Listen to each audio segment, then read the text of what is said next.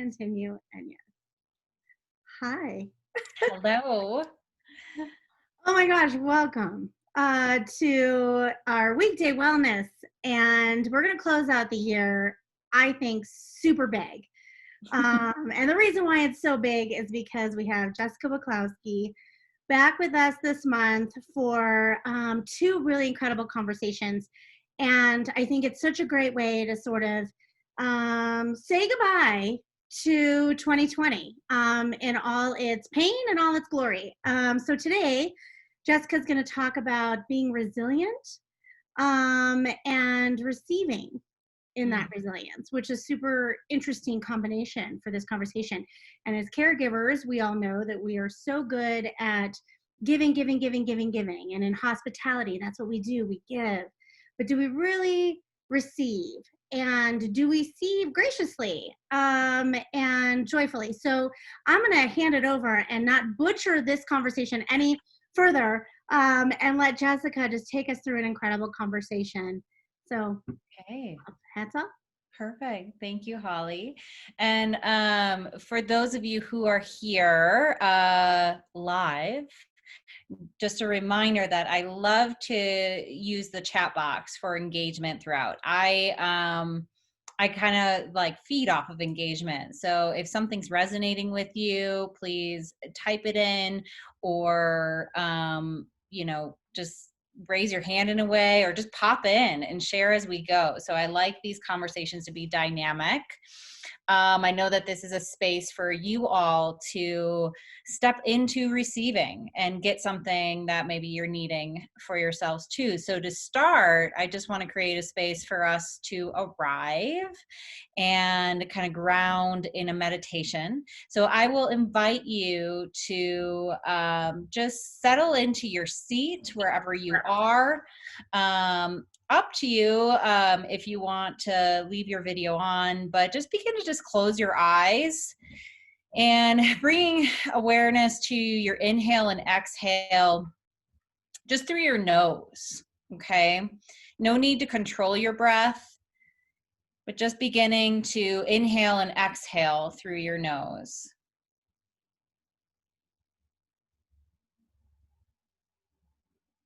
Slowing down a bit at the end of what may have been a busy day.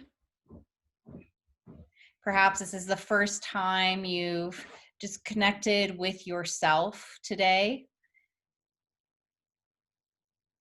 So invite in some spaciousness and some curiosity of what is present for you.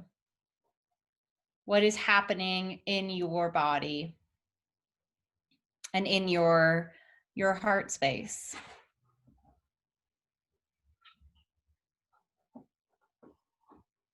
Begin to notice without judgment. If judgments arise, perhaps allow your exhale to move that judgment out of your body.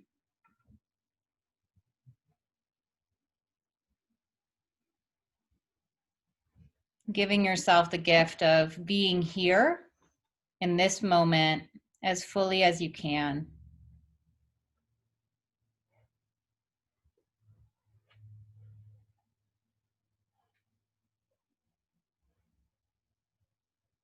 If there are anxieties from the day, to-do lists for the night, just let those be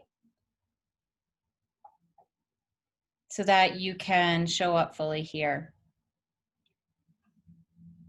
And perhaps invite in an intention for how you'd like to show up this evening in the next 40 to 60 minutes. How do I want to show up? What do I hope to receive?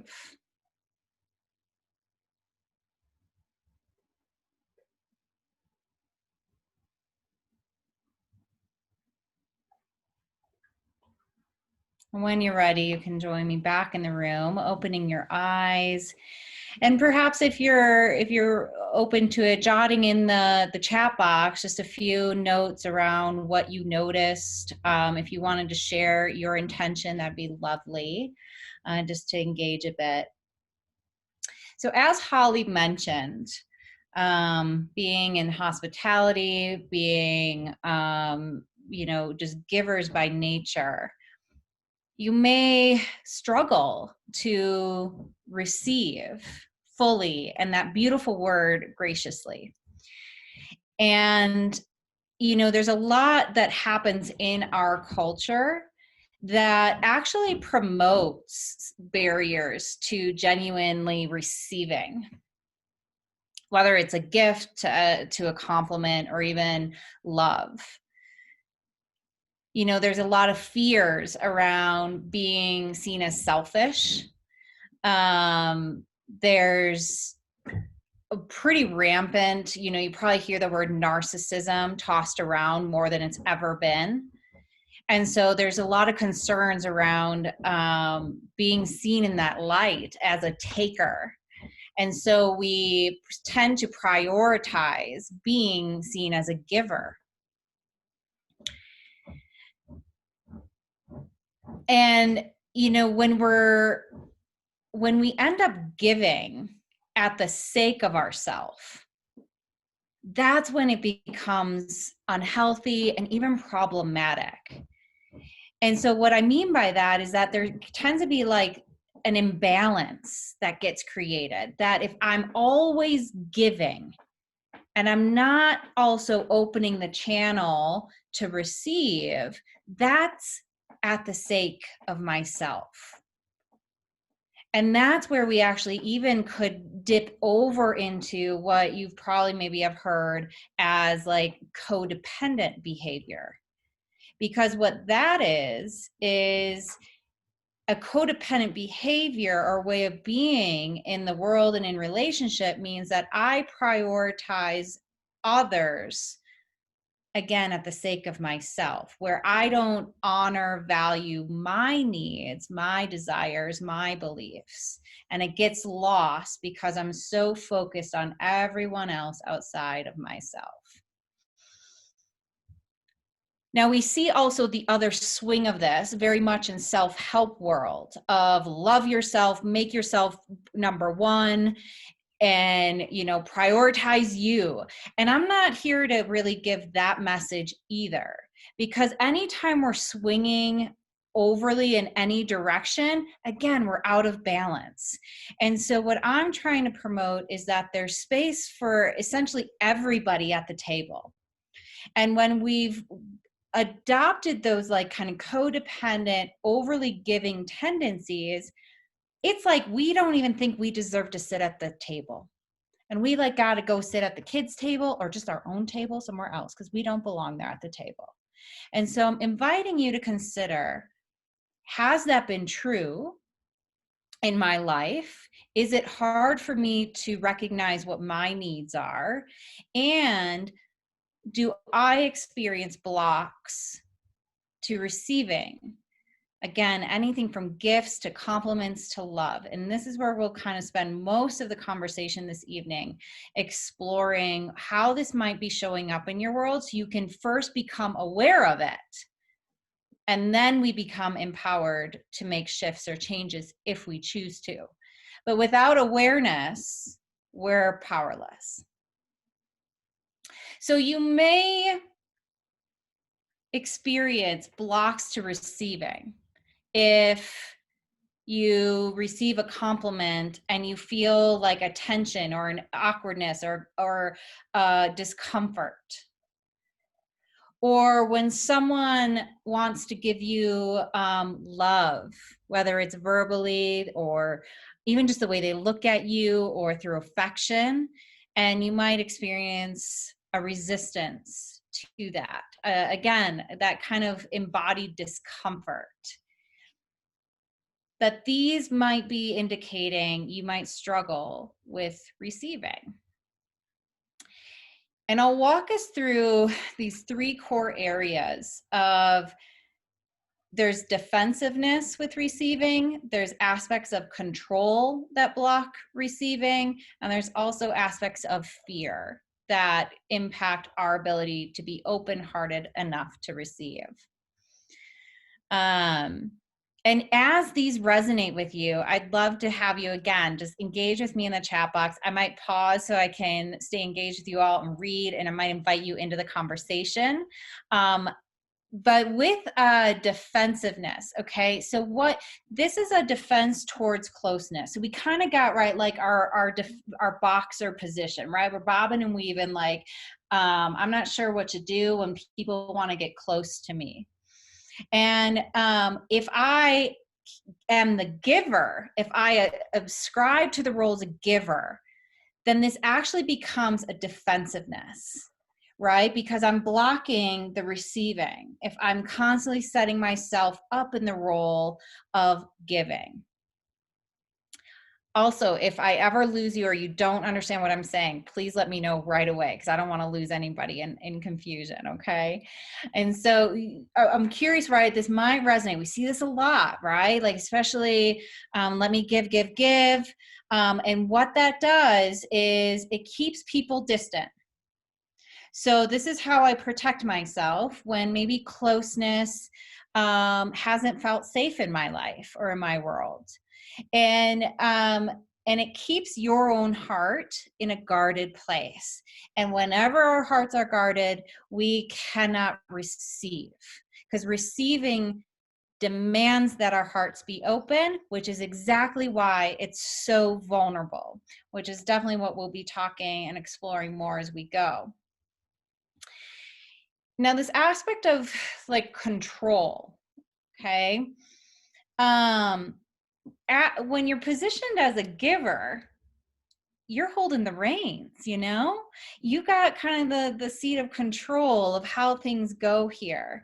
And that is also right, a controlling behavior is really just a manifestation of defensiveness, and it's actually usually really closely tied with anxiety. So when we're struggling with anxiety in our life, there's something very universally human about then having a desire to control a situation, and being a giver is kind of a very subconscious way that we can show up in trying to control, levels of again, intimacy and closeness. And because receiving, right, you might notice I keep doing this, it's an opening. Receiving demands that we surrender. We cannot genuinely graciously receive if we're hanging on for control in regards to dynamics of relationship.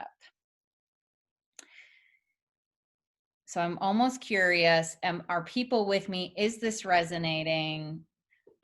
Give me some feedback. Okay, Holly, I'm seeing your head nodding. Definitely just try to open up and stay curious of how you might see yourself show up in this way. I think we all do it. And so again, release the judgment around it, and again, open up to say, I'm growing, I'm learning about me, and I'm becoming more aware. And so control also has this, it's like the image of the good person. Okay. Like, I want to be seen as good. I want to be seen as the nice person, the generous person, whatever that is for you. And so, right, like giving can really trigger some of those tendencies of how we want to be perceived. And again, that's a way we can control how others perceive us. And rather than surrendering to receive from another person. And then that also kind of convolutes the giving, right? If I'm giving to be seen as good, that's not a gracious, generous way to also give whatever it is you're giving. So that might be really interesting to think about, right? That's where we actually can see some selfishness come into the acts of giving, is when it's really to serve and benefit me. And receiving, as we talk about that surrendering, it's this beautiful invitation for vulnerability. It's this invitation to practice opening your heart in ways that, yes, might be uncomfortable, but also open you up for new ways of growing and experiencing deep, meaningful connection and relationship. So, this other piece around fear. Okay, so fear can show up with blocks to our heart when we worry about like there being expectations attached to it. If I give to you or you give to me, what are you expecting from me? And so that probably has some toxic roots, that it wasn't safe to trust that someone's really giving genuinely to you. So we learn to distrust gifts or compliments or words and love, because it's meant that you are wanting something from me, or it's shown up where I have to do something to get something. So what that means is that fear gets kind of created around receiving and giving, because I'm not really just being given to or accepted for who I am. I'm getting rewarded for what I do for you or who I become for you. And so this is where we see fear get wrapped into receiving, and hence why people keep a guarded heart, because it hasn't been safe to open up, because I've been taken advantage of. This could also show up in histories of any form of abuse as well. And that's where we can just really bring in a lot of compassion for why our hearts sometimes get guarded, right? It doesn't mean anything's wrong or bad with you or anything's your fault. It probably just means you've had some, what I call conditioning. And that just means what I've been taught. And that's where, again, when we can learn and relearn and become more aware, that's where we become empowered as an adult. And so again, that fear is more around like, what do you want from me? So I'm not going to really receive what you're giving because I don't trust it. So we've got this defensiveness, the control, and the fear pieces that can really block us from receiving, ultimately because it's too difficult, uncomfortable, scary, not safe to be vulnerable. And so I'd love for you to think about like how this might resonate. And I'd love to hear from those of you who are here watching live, like, yeah, how are you seeing this show up in your life? What might be blocking you sometimes from receiving? Anybody want to chime in?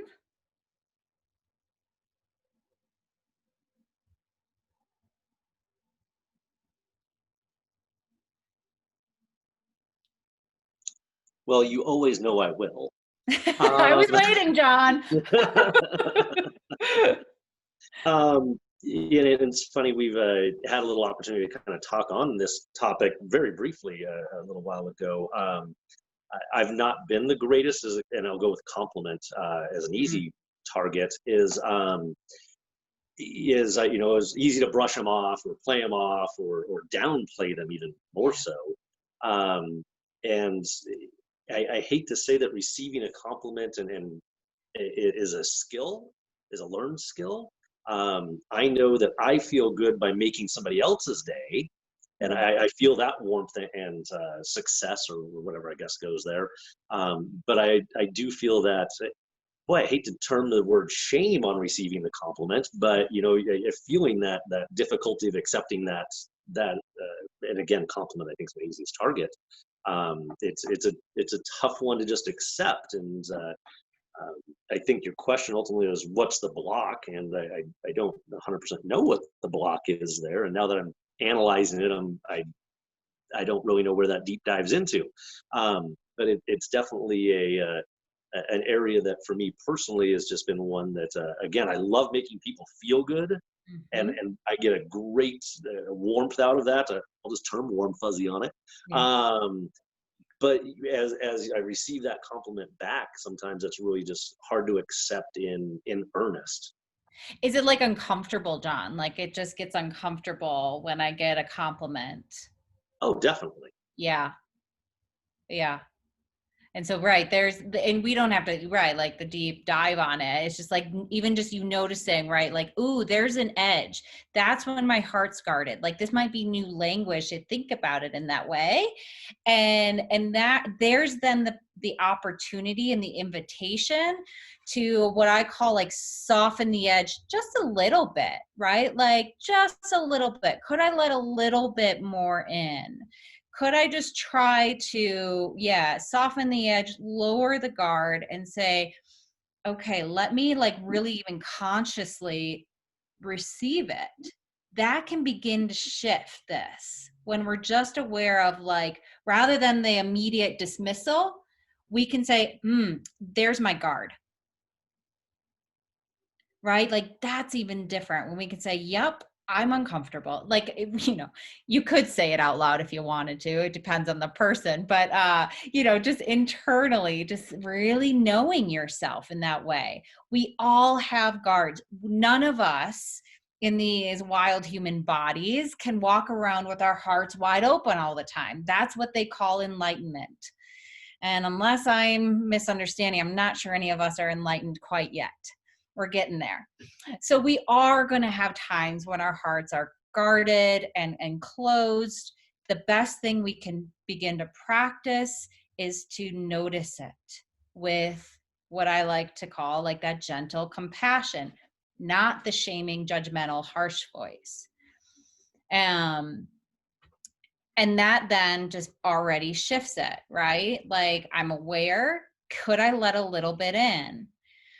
Do other people have thoughts around your experience or blocks to receiving?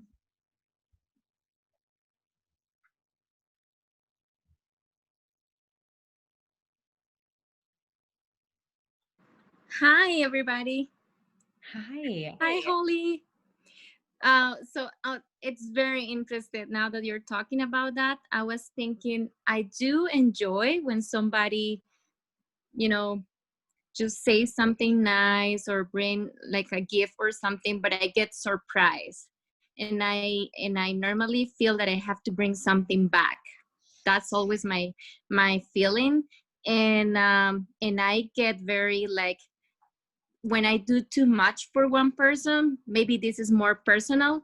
And if I don't get anything, I have problems with that too. Oh, totally. Yeah, sometimes, but not with guests, like with guests, it's totally different. So maybe I have like two faces, two sides. I don't know. Oh, I think that makes so much sense. I love you. I loved what you shared. And like, I'm with you, right? Like, that, like I heard in that first bit, probably a little bit of that fear, the strings attached, right? Like, oh, this is so nice. But then there's that surprise and it's like, oh shit, I got to give something to you. Right. Like, and there's a bit of that of like, reciprocity in relationship is very healthy, but there's also the time for us to just receive generously and openly. But it's sometimes as caregivers, we don't really bask in that long enough. And we're so quick to be like, what do I need to do?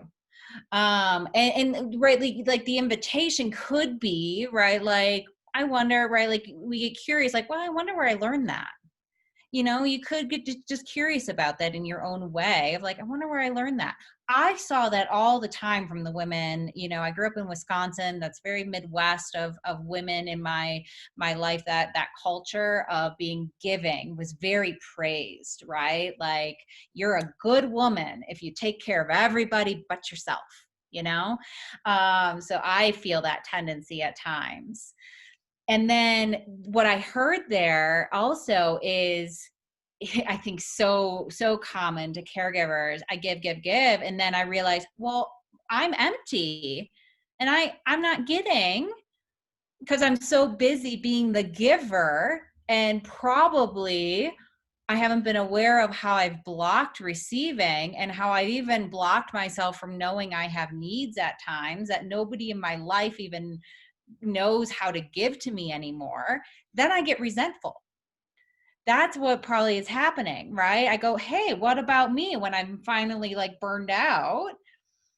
And that means we've overswung on the giving, and we've forgotten about ourselves. We've forgotten to take risks in our vulnerability, to say, I am needing to receive. And I know with some of my clients who do work in the hospitality, massage therapists, I'm like, well, when's the last time you got a massage? Oh man, oftentimes I can't even remember, right?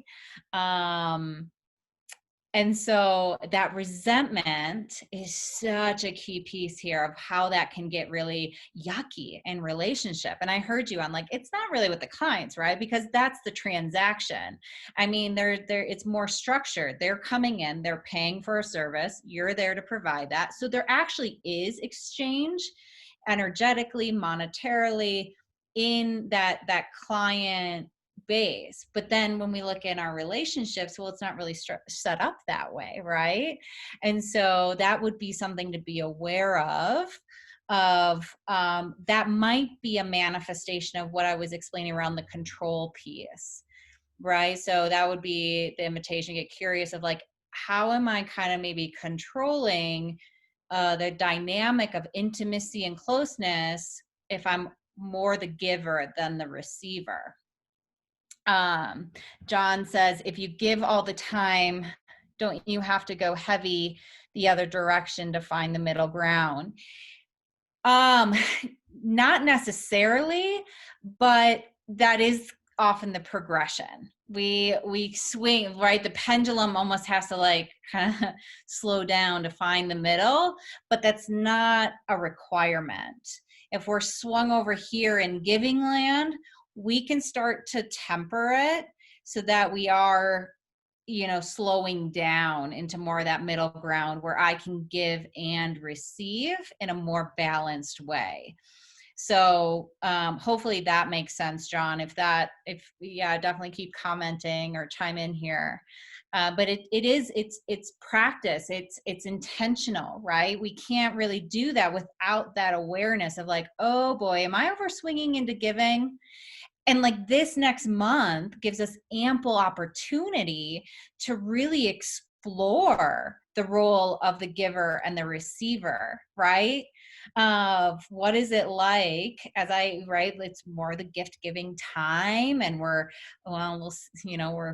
we would be going to parties, but now we're on Zoom parties, as I think it was Melissa talking about. But, as we get compliments and things like that, and really start to pay attention, okay, to what is it like for me to maybe step back a little bit from giving and open up to receiving more. Is anyone here actually uncomfortable with giving or feels like, I think I might be overswinging on the receiving end? Like, yeah, come on, everybody. Like, give me a little more. Like, I'm just curious, because that could very well be too, Is anybody feeling that way? Might not be this group, but maybe we probably all know somebody like that, right? That is a bit of the selfishness, right? That I talked about at the beginning, that there's just kind of built-in fear around that.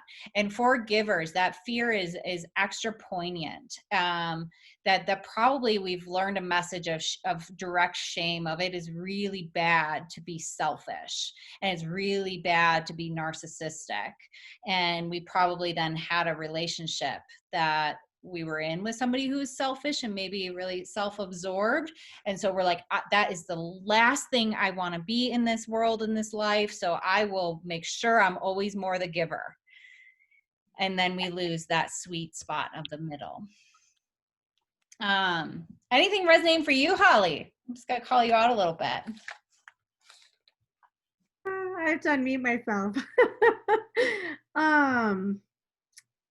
There we go. Now I'm unmuted. Oh gosh, I mean, what doesn't resonate, to be honest with you? I mean, I feel like, I feel like I can identify, I really wanted to take notes here in our notes, or in our chat to really try to absorb everything that you're sharing. And I have to be honest, I think for me, I have a little bit of the control.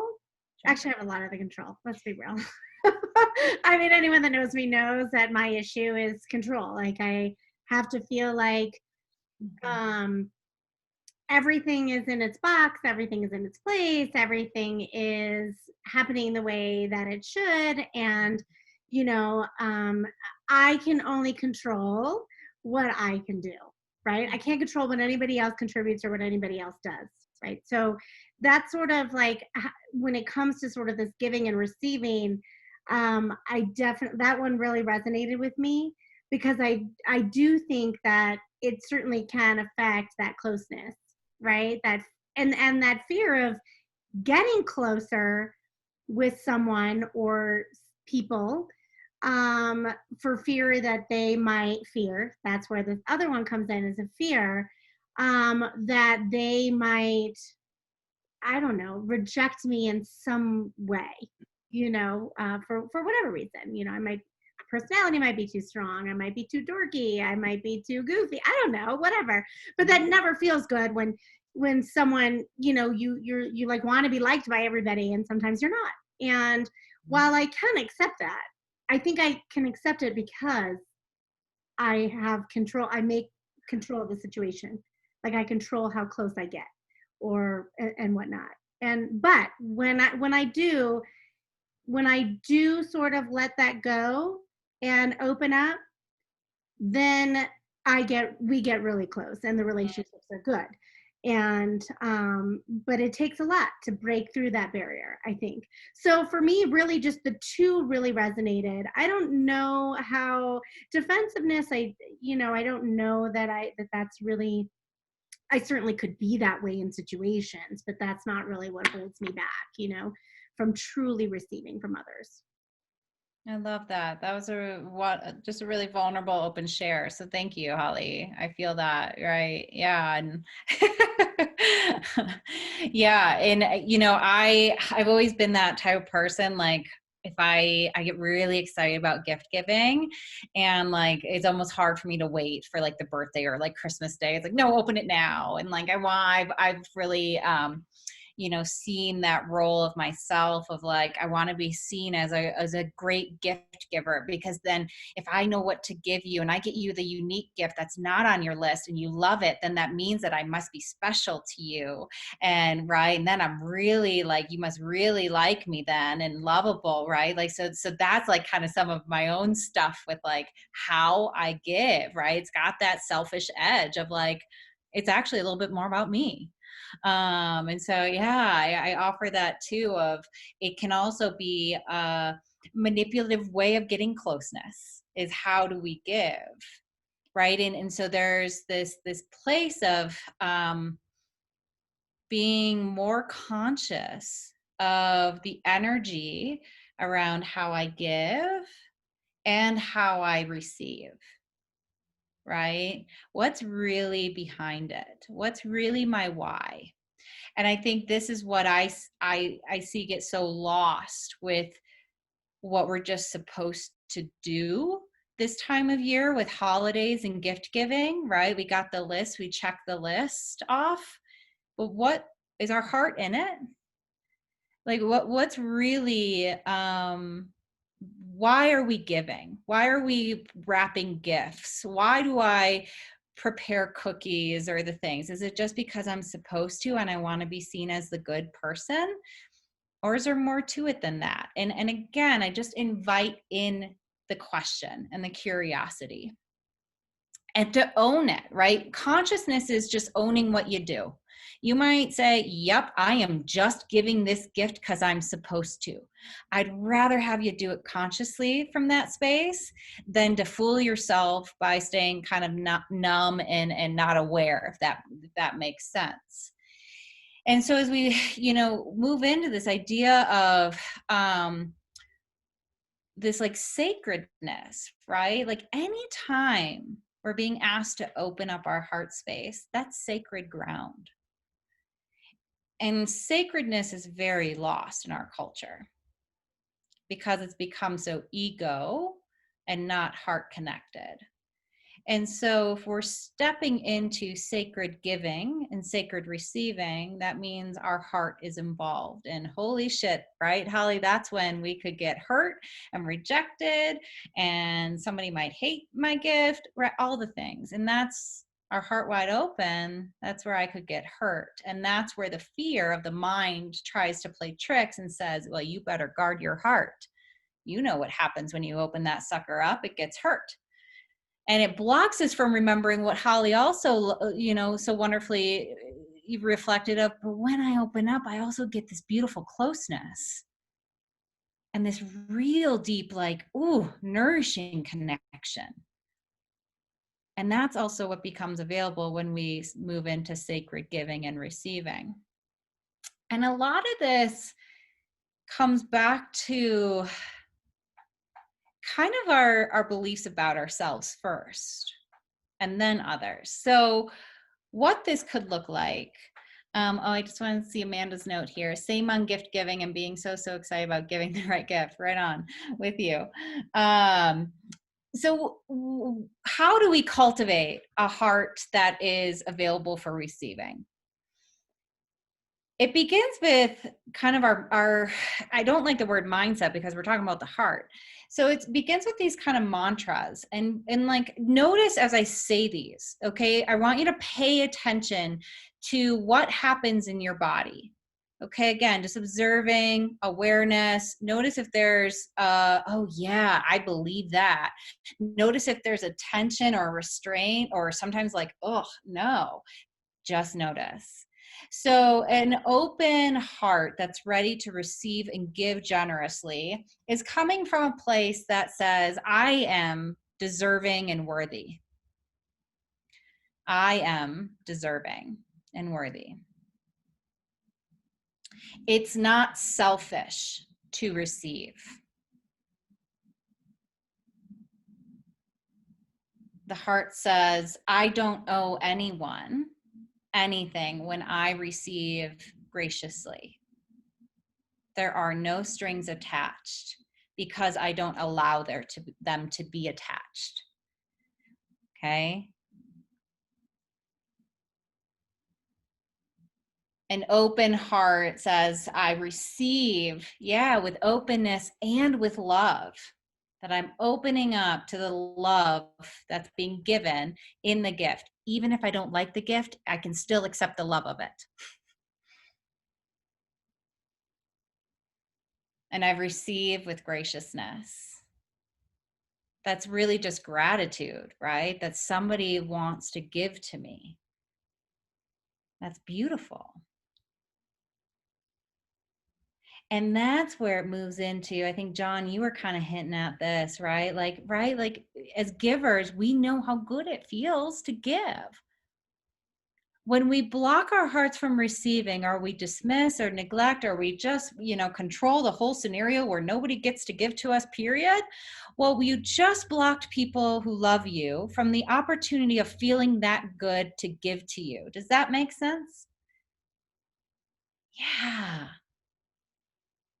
And when they don't get to see your face and feel your heart light up, you just rob them of that joy. So remember that too, that by me cultivating a heart that is capable and open enough to receive, I kind of become a giver in that.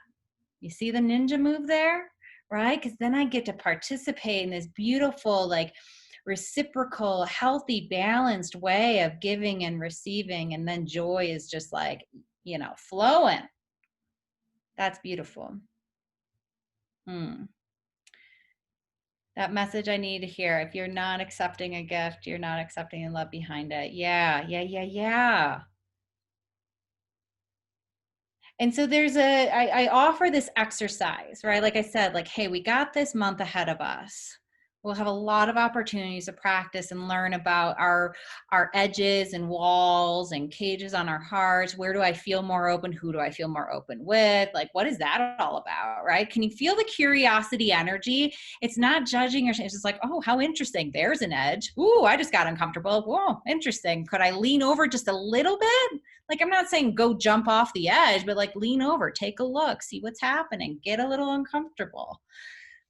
But that's exactly it. That's the exercise, is to notice what it really feels like in your body, getting into your body. What does it feel like when somebody's giving me something? When I hear feedback, and that might even be, critical, but that could still be a gift. And where do I notice in my body? Do I notice openness or do I notice constriction? Constriction means we're entering into guardedness, defense, control, and fear state, not open, expansive love. And that's what sends out ripples in relationships, our place of work, your connection with clients, right? So even if they're saying, wow, that was a beautiful massage, I really enjoyed that. Are you really sinking that in? Are you really receiving that? Or are you just on to the next? Are you pausing to absorb? Because your clients will feel the difference. You will feel the difference. And when we stay in a state of love, we're vibrating higher. We know that. That's not just woo-woo talk. We can measure frequencies of emotions. And so that boosts us up. And the cool thing about that is that will also boost your immune system, which we all need right now. So the question is, can you let it in? Can I let it in? Can I receive? And could I receive just a little bit more? Just a little bit more. And maybe, right, building off of that, can I maybe explore how to let people know what I'm needing? Especially during this stressful time where so often we're told, just put your head down, get through it, especially, like with resorts and people coming in. No, let's not just get through it. Let's really show up in a different way, a way that will honor yourself, other people, relationships, because we all need that medicine right now. What did John say? I'm not making you feel good about blocking their joy of giving. Good. I'm glad I'm not making you feel good about that. So that's what I got for you. So I welcome thoughts, other questions, things you want to explore while we have some more time here. Just because you called it out. I will say it does help me, as I already said, as it makes me feel good to have other people feel good. I get that warm, fuzzy kind of feeling from it. If the simplicity of receiving, which is just not the right term, but if the simplicity of receiving makes them feel good as well, why wouldn't I allow that to happen? And so it gives me a avenue to be able to receive better. Oh, I love that, John. Thank you for sharing that. I love hearing that shift of, oh, that impacted me. Yeah, that helps me move into that space of generous receiving.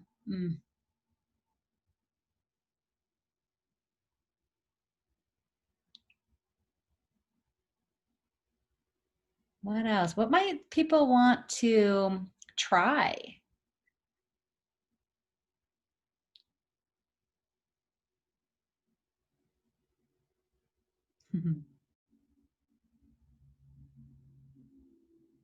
Okay. I don't know, Holly, what do you think? Well, first of all, what do I want to try? I think, me personally, I want to try. John just added this, and I love this. Thank you for the different perspective. It's so true. This definitely brought a different perspective on the art of giving and the art of receiving.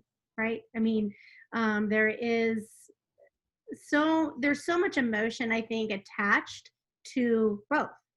Yeah. And I think for me, what I'm gonna try is to, I mean, I have with a lot of things in my life, I have this ability to just let things go that are just so beyond, right? But those are like big, super deep things, right? Not that receiving and giving isn't deep. It is. It's far deeper, I think, than what I give it credit for, I guess, might be the best way of putting that.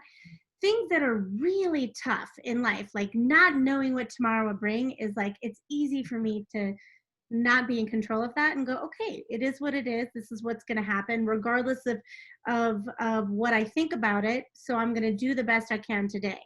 But I think when it comes to, for me, I think I need to sort of give away the control, and along with the fear, like let it go of of I still want to give. I find joy in that, but I also am going to open myself to just receiving with a more gracious, truly gracious heart, not the fake gratitude that I think we all Yeah.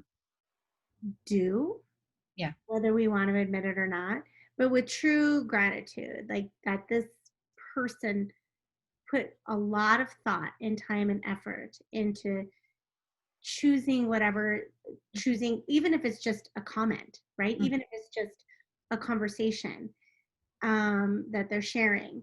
They put a lot of thought and trust in me. So it is that give and take. So I'm going to try that and see how Love that. that. I'm sure it'll be good. I love that. I do. And know that as for those of you who are called to practice, right? Opening, surrendering, moving into vulnerability, we have to slow down. Mm-hmm. We have to pause, right? That's what I was saying. Are you pausing to absorb? We cannot do vulnerability and openness by going fast and quick. Impossible. So know that you have to pause and slow yourself down, right? Rather than rush to rip open the presents. That's a gift that I'm so grateful for my family. We would, family of 5, we would sit and each person would open one gift at a time on Christmas Day. It would take hours sometimes, but it was such a beautiful lesson of giving people your full attention and being present in that giving and receiving process. So I offer that to you, to really be cognizant of maybe just slowing down. And that's the space that we connect. So I love it. Yeah, thank you so much, Jess. I'm really just reflecting on, like, I'm pretty open to receive now, but definitely the pattern in my 20s was just defensiveness. And part of that was culture, growing up in New York. Part of that was my family, and 30s, like, just business owner, go, go, go. I didn't even really have time to think about it and how I was showing up business owner and massage therapist. It was just giving was the name of the game. And now I see myself like, oh, with hearing you, I'm like, I am starting to receive. And it's actually easier during this time, during the pandemic, because it's easier to have clear boundaries. And that's, with me traveling every week before the pandemic, it was, again, just go. And I have time to, like, think and reflect and plan and be really intentional about my time and my relationships. And that's friendships, and that's work, and that's dating. And yeah, I'm really grateful for this, all these lights that you shined on the different areas of giving and receiving. Like, I'm seeing it in so many areas of my life, and I'm just feeling really grateful for this time. Oh, lovely. I'm so glad. Thank you for sharing. Yeah. Yeah, I think so much gratitude. I think Melissa said it, perfectly. to have you here, to, especially in this, we started our relationship with Jessica under this, crazy time of COVID, and this need to address that madness, right? Of getting to the root of ourselves, and how to sort of cope with and accept, what is happening right now, in our world. And here we are 6 months later, still in this same place, and in many ways feeling a little bit more chaotic because of, this heading into the holidays, and everyone had hoped that this would all be over. And I think the gratitude for having you here, Jessica, to get to the root of all of this with us is just truly a gift. And we are very grateful. I know that I speak for everyone, both on this call and those that will watch this video. I know they will. We get dozens of people watching the replays of your conversations with us, and so I just would love to say thank you, for that, and for your time, every time you You're so welcome. yeah. So with that, our time is done for the night. And hopefully, I wish all of you an incredible evening. I do want to share with you, we have Jessica back again in 2 weeks, 2 weeks from today. That official date is Wednesday, December 16. It will be at 5:30 p.m. again. This was probably the safest time without getting too late, so that folks could hopefully join after work, or maybe wrap up their workday in their office, joining this conversation and listening in. So join us the next time. We're going to talk about joy. I love that topic of joy. It is something the description of the conversation is basically, it's the most vulnerable experience. Yes, John, it's the most vulnerable experience, or emotion that we can experience, and what joy really means, and how we can cultivate that. So I am excited for that, especially when it is typically supposed to be a season of joy, and for many right now it's not. And so I am eager to have that conversation in a couple of weeks. In the meantime, we have nothing happening next week. We're cognizant of the holiday season and the craziness of it and everyone's operations.